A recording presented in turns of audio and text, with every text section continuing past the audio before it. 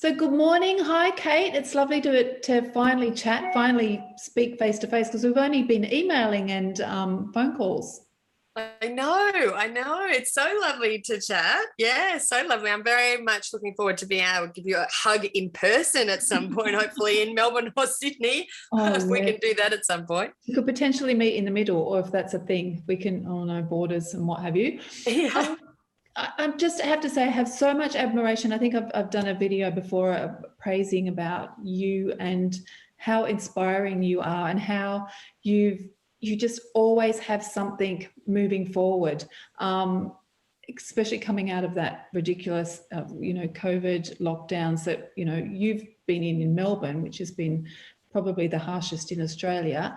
I just kudos to you and your brand, which is just growing and flourishing and getting so many accolades, and the fact that you're supporting Australians and you have such an amazing product that is just beautifully designed.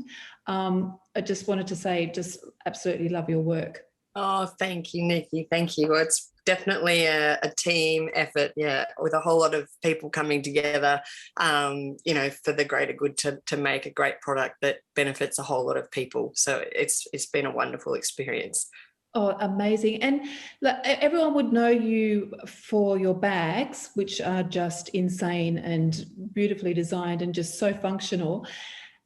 How did you come about going into clothing, into your sweats, which are just stunning? Sounds funny, doesn't it? Why would a handbag designer start making apparel? COVID was the answer. COVID happened, obviously in March 2020, and I'd had my second baby in December 2019. So I was at home with a newborn and my 3-year-old son at the time, 2 little boys. And, very, very quickly, with everybody in lockdown, nobody needed beautiful handbags to go to and from the office because they were all working from home.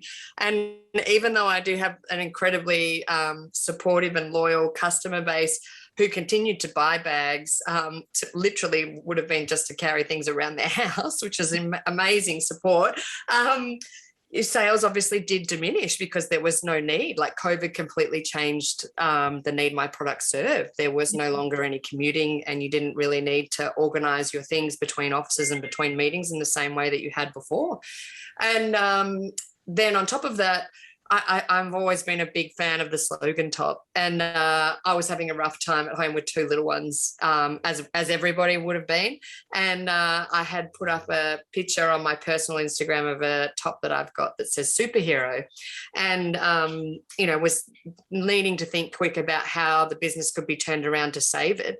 And so many people wrote on the picture, "Gosh, you should be making something like that says walk fearlessly."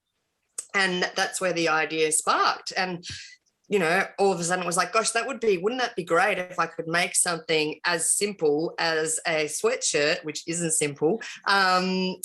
Let's has as many small businesses involved as possible, that's end-to-end Australian made. That'd be a great story. It has something that's like empowering on the front, that's applicable to men and women. It's going to give you a spring in your step, like wearing my superhero top did. Like, that was the idea. And then you'd also be like feeling great because you'd know that you'd supported multiple people that are all Australian in a supply chain that was end-to-end Australian. So thinking that would be quite straightforward to do. And I had worked at Feathers when I was at law school, which was the most fantastic experience, and Margaret Porritt is just a legend. And I knew that she had manufactured a lot in Australia, and I knew she'd manufactured with a factory in Brunswick. And having not worked there for a very long time at Feathers, I looked up to see if this factory was still around, and absolutely they were. And so it was a cold call in lockdown saying, this is the concept. I used to work for Marg, who was amazing, and this is what I'd really like to do. I am a handbag designer. I have done pattern making and construction and leather appreciation, so I know how to make bags. I'm not like coming at this from nothing, but I really don't know much about apparel design and manufacture, so I would need you to kind of hold my hand a little bit if you were happy to do that and guide me. And it was just unfolded from there, and blown away by the support that I was given and the mentoring, and so many people along the journey that stepped up to skill me up. And how many processes are involved? Like, who knew that you would have 22 businesses in this supply chain for something like a sweatshirt? Like, I did not, I was so green in terms of apparel manufacturing. I thought grey marl was colour.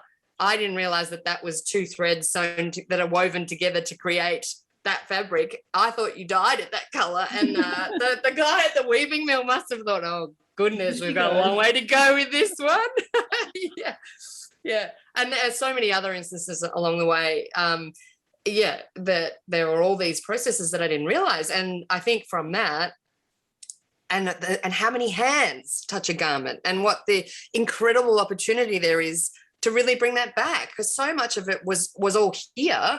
And then, globalization, internet, everything opened up, and obviously labor rates are much cheaper overseas. But then having obstacles with freight and logistics, with COVID, and really wanting to concentrate, obviously everybody wanting to concentrate on having responsibly and ethically paid people in good working environments. I mean, if that could all happen here in Australia, that's so much better. And that there actually are all these amazingly skilled people here. I felt like, as someone who was more representative of the average Joe that thought that they knew a lot about manufacturing, because I had done manufacturing myself for like 6 years, albeit mostly overseas and in leather and handbags, blown away by the processes involved with apparel manufacturing here in Melbourne and Sydney, and that, passionate about lifting the veil and letting other people know what was possible, and what we could do, and the impact that we could have. And with my business doing something, my small business doing something that touched so many hands, imagine if bigger businesses were able to do like just one SKU, and the difference that would make. And imagine if government got behind it and put in place some scaffolding to really rebuild, and some infrastructure. And if they, encouraged apprenticeships and rebuild all these amazing trades and cultivated the skills that we have, there's just like this exponential opportunity for growth and jobs. I don't know. Obviously, as you can see, have got super passionate about yelling it out everywhere and letting everybody know, because I felt like people just assume that, things are made a certain way. I think you said as well, like, as much as people absolutely loved the product, they also really really wanted to know more about that process and more about Australian manufacturing. Yeah, and that's why. So originally I went round. I didn't get to meet anyone until February, like late January, February. It was all over Zoom calls and text messages and couriers that went missing and emails, which, as you can imagine, for someone who doesn't have a lot of skill set in this new area, was quite funny, because there was like so much lost in translation from my end, and they were so incredibly patient with me that I wanted to go and interview each of them on my phone and understand, where the industry had been and what their experience was like in COVID and how they've survived, because all these people were like warriors that have like had these businesses that are still going and still alive and still trying to thrive. And they had coped with all these amazing other things other than COVID, and then they were still coping through COVID. I thought, that'd be amazing content to share. And then started having these interviews with these sensational people who were telling these stories that were just had to be heard, and then thought, gosh, I've got to do this professionally. Like, it's not going to cut it on my mobile. I need to like actually get someone who's going to like capture this. Yeah. And so it just went from there. And the footage has just been amazing. And then we created a video that was like 10 minutes long that I actually wanted to make like a series of documentaries. But we thought we would test the water first, because I'm so passionate about it, and I'm obviously living in the project and own the project. So I needed to sense check that other people felt the way I did. But I think they absolutely do. So there are going to be some series coming out now of that content, but originally it was that 10-minute video, which is obviously quite long to put on a social media platform. I'll link to it on this post. Thank you. People can click through, but on Instagram, I think it's had more than 20,000 views, and so it's amazing, and it's been shared lots of times because it's so much bigger than Sheline. It's so much bigger than my business. It's absolutely this story about people in Australia manufacturing and the skill set that we have, and thinking about succession planning and the opportunity for growth, and then the amazing way these people have pivoted multiple times. And I think the general public understanding what's involved, and that, we need to be looking after this industry if we want to keep it here. And COVID has been that impetus for really thinking about that, I think. Yeah, absolutely. And I think as well, like, I think people are becoming more savvy to fast fashion. Like absolutely, especially because we're like, during COVID, everyone was shopping, and it was you were bombarded with, once you bought something, you were bombarded with their communication, and it was just like, I just found I was just inundated with style after style after style. And like you, my background when I first started, it was in fashion. So I was a production assistant, and my job was to, once everything was designed, I had to order all the buttons and, all that process, like that, a bit of the schlep. But you had like 4 drops a year. And now it seems there's like a new collection or something new every week. And it's almost like it's disposable. And I think, with your garments and your sweats, you feel the quality, and you can feel the difference when you wash it. So I think maybe, I don't know whether it's a generational thing, but you feel like you've bought something that's, worthy, and you are supporting something that's worthy. So I think that, as much as people are getting bombarded with all the cheap stuff, hopefully they're getting bombarded with, sustainability and, manufacturing in Australia, because absolutely the rewards is, it's huge. Yeah, absolutely. But I think in the same sense, if we've got to come at it from 2 angles, we've got to be pragmatic about the fact that we can't necessarily make everything here that we want to make here, and we would need significant investment and infrastructure from government to be able to rebuild that area, all the areas that have gone, and so much of the componentry and factory capability, a lot of that has been taken away and or gone overseas. So I suppose there's a balance between what you could manufacture here currently and what would still need to be manufactured overseas. But I think that there needs to be a strong focus on rebuilding what we can here, and then having the vision to be able to bring as much of that back as we can.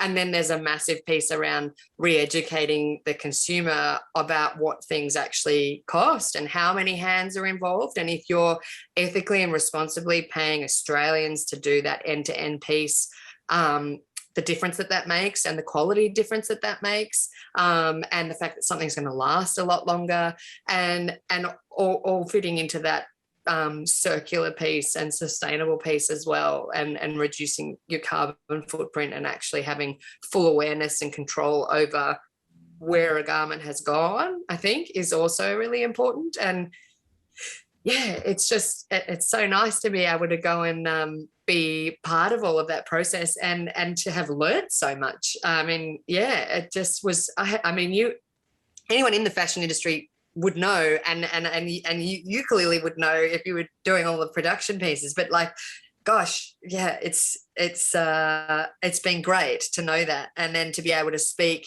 with some insight to other people who don't know that, and then them finding that interesting, because it is not what people just assume is the case. Yeah, absolutely. And we were chatting before that you're growing your apparel range. You've just we're very excited. We're growing our design skills in apparel.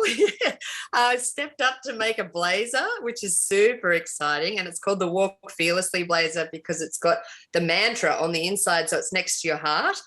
So the idea is it's this new hybrid work piece, and your new wardrobe staple, like, it will last a very long time. It is made of an Italian fabrication, but everything else is Australian made, Australian crafted, Australian constructed and put together. And yeah, I'm really proud of it. It's beautiful, and I'm excited to be bringing that to market as like this new piece that's going to be, you know, suitable for the office and for Zoom.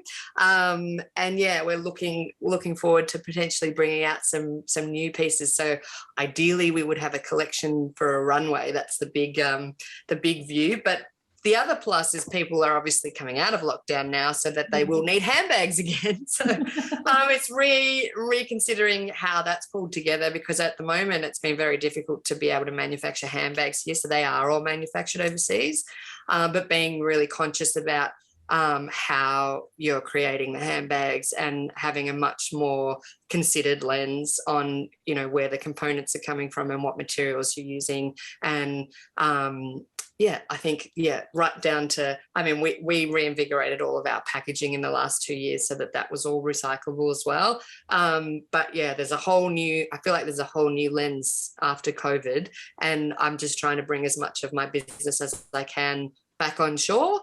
And you know, being part of a community that supports one another in a supply chain to create something that builds something here is really positive and wonderful, and something that I'm excited to be part of. So yeah, it is so exciting. And just listening to you talk, it's very contagious. It's like, that's good. Good energy is contagious, and we need good energy, I think, and it's been feeding me. So I feel like we all need some good energy. So yes. Yeah. But you've got two little choochies at home. How are you managing all this? What's your secret? No, there's no secret. There's no secret. Hence the bags and the concealer and the Zoom filter and all of the above. I need everything that I can get. But I think it's just about, it's as you say, it's that good energy, and that's what drives it. And half the time I am taking my children along to a lot of these meetings.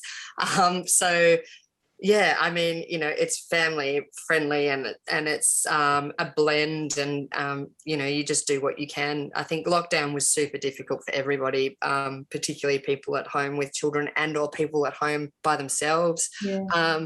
You know, just really hard for everybody. And then now that we're in this like new hybrid quasi bit of both, like, do we want to come out because we've been locked down for so long? And then like, how do you operate in an office, and what are you wanting to take from before, and what is the new normal? I feel like, I don't know. I think everybody's making it up, and they're just feeling their way. And I think, you know, anything that brings you a good energy is something you should do more of. So I've been leaning into this because it's been giving me good energy, and I hope, as you say, it's contagious, and, you know, able to share it with others. It's such an amazing story, and as I said, I'll put everything on Bella Mama. So Thank you. We'll hopefully sit underneath this video. Thank you. I just wish you all the best. Like, it's just, you know, just how you, and as much as I hate to say the word pivoted. Yeah, it's funny, isn't it? All these words that they've got, it's like, oh. Yeah. Just how you've like just created something that, you know, you have walked fearlessly. You do stand by your brand, and that's something that I see, you know, coming across Instagram, your website, all your communication. You are very dedicated to not, you know, deviating. You know, you could take like easier options, but you've just remained so committed, and I think it's you know, it's paying off for you. Thanks, Nikki. Appreciate that. Yeah, I don't know. I just feel so passionate about being honest and authentic with the experience, and people understanding that it is hard, and, you know, that there is no easy answer, and, you know, you just have to keep on keeping on. And I think the only secret, at least that I've found, is persistence. You know, it's a whole other Zoom call if you're wanting to talk about portfolio careers and managing that. But I think it's about advocating for what you want and setting expectations up front with people, and trying as hard as you can to have some boundaries, and understanding yourself where your priorities are, and then putting your focus on those, and not letting other people dictate that. And it's trial and error, and I learn every day. And I think as long as you're true to yourself and how you're feeling. And one day you might be able to take on the world, and the next day you might feel like you can't do anything, and that's totally fine. Yeah. I think it's just about recalibrating and listening to your heart and being true to who you are. And there's no secret. Yeah, there is no secret there. You know, I think it's being divulged a little bit more now, especially, you know, through via women's accounts, that you can't have, well, to some certain respect, you can't have it all. Like, it's, you know, something's always got to give. Well, it's more like, I think society generally needs to be retrained, and it needs to be reframed about having it all, what that is. Like, having it all meaning like you can't have the full-time job and you can't have kids. Why can't you be respected to work on a flexible arrangement and still have a path to leadership, and be fully respected for the fact that you're stepping out on some of the other periods to be able to have a child and or run another business and or pursue something that sets your soul on fire? Why is that not as respected? I totally believe that you can have it all, in the sense that you need to create what success looks like for you, and success is subjective, and it should be what you call it, not what someone else does. And it's about you training other people to understand what that means, and like understanding where your priorities are. So if you're wanting to work flexibly for someone else, there should be rigors around that, and you shouldn't be penalized for not working full time, and you should be valued for the time that you're in, and the time that you're contributing, and the value that you're providing to the company. And there should be, you know, leadership opportunities for you, and there shouldn't be. Yeah, I get very ramped up about that. I think that women should be valued. But I mean, how amazing women are! Wizards. Like, they're amazing. Like, women create humans, and I don't know. I just feel like there needs to be a recalibration about the expectations around that, and what having it all means. I think that you can have everything that you want at different times in your life, and if you're wanting to have it all at the one time, then it needs to be in a way that suits you, and, you know, not in the traditional sense of, you know, that generally is assumed to be whatever that is. I think that you should recreate that as your normal and your thing, and make it your thing. Yeah, absolutely. Well, thank you so much for chatting today. It's take you off on a whole different tangent at the end. Come back next week for part 2. Yeah. Part 2, and we'll have a glass of wine in our hands, and then we'll go and a whiskey. Yeah. It'll be a completely different interview. Yeah. Oh, thank you so much for having me. So lovely. Thank you, Kate. Thank you, Nikki.